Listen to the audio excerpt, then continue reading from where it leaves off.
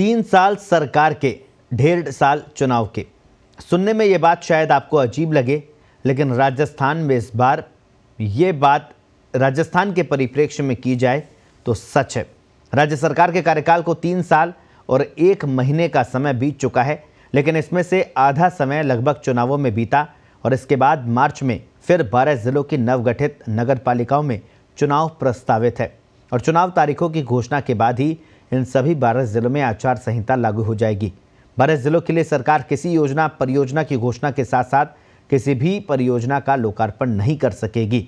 तो कुल मिलाकर पूरा 5 साल सरकार का जो सफ़र है वो कितना समय आचार संहिता में बीता, इसे लेकर देखिए जयपुर से हमारे सहयोगी अरविंद सिंह शक्तावत की यह खास रिपोर्ट।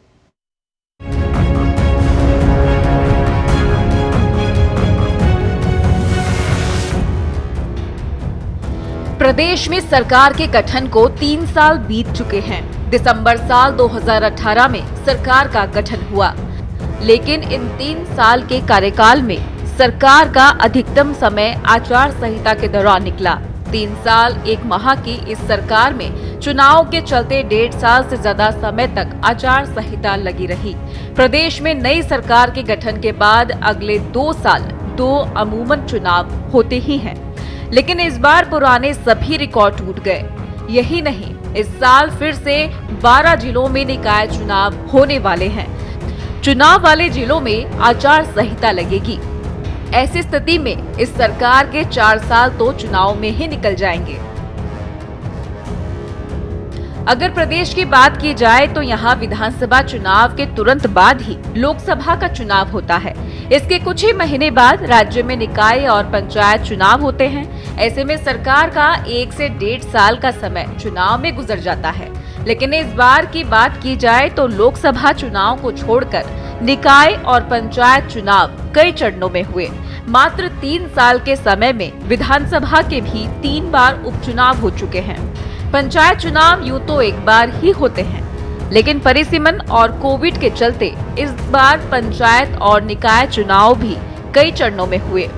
प्रदेश में करीब 1.5 साल से ज्यादा यानी करीब 579 दिन आचार संहिता लगी रही। इनमें सबसे ज्यादा आचार संहिता पंचायत चुनाव में लगी। विभिन्न चरणों में हुए पंचायत चुनाव की वजह से प्रदेश में 225 दिन आचार संहिता लगी रही।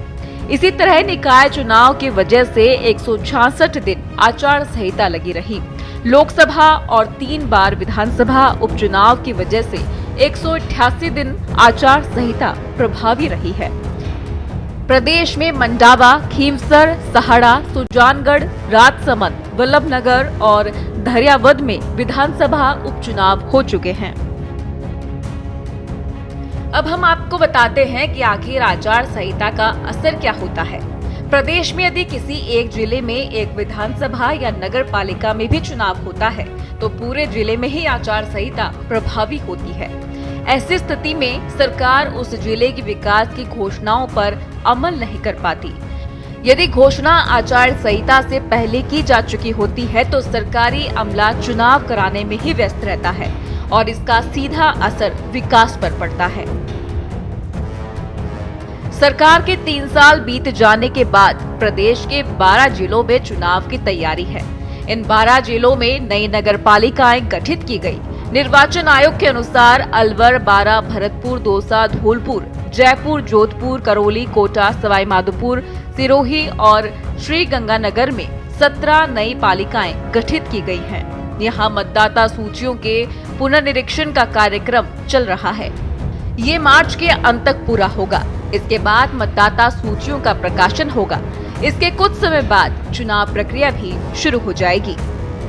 जिन 12 जिलों में चुनाव प्रस्तावित है उनमें लक्ष्मणगढ़, रामगढ़, बानसूर, अटरू, सीकरी, उज्जैन, मंडावरी, सरमथुरा, बसेड़ी, बस्सी, पावटा, प्रागपुरा, भोपालगढ़, सपोटरा, सुल्तानपुर, बामनवास, जवाल एवं लालगढ़ जाटान नई नगर पालिकाएं बनाई गई हैं, जहां मार्च के बाद चुनाव प्रस्तावित हैं। ऐसे में एक बार फिर इन जिलों में चुनाव आचार संहिता प्रभावी होगी और इसी के चलते सरकार की नई घोषणाओं का अमल यहां नहीं हो सकेगा। लेकिन अगर ये घोषणाएं चुनाव आचार संहिता से पहले होती है तो जरूर इनका अमल इन सभी जिलों में होगा। देश की कई राजनीतिक पार्टियां सभी चुनाव एक साथ करने की मांग करती है, क्योंकि बार बार आचार संहिता लगने से राज्य के कई कामों को प्रभावित होना लाजमी है। कर्मचारियों को भी कार्यालय छोड़कर चुनावी तैयारियों में लगना होता है। जिला प्रशासन के अधिकारी और कर्मचारियों के अलावा चुनाव ड्यूटी के कारण अन्य कर्मचारी भी चुनाव में ही व्यस्त रहते हैं। सबसे अधिक नुकसान लोगों को जिला प्रशासन से जुड़े कामों के लिए उठाना पड़ता है। ऐसे में जनता से जुड़े मूल काम छूट जाते हैं, जिसके लिए सरकार की योजनाएं प्रभावित होने के साथ राज्य के विकास रफ्तार में भी कमी आती है।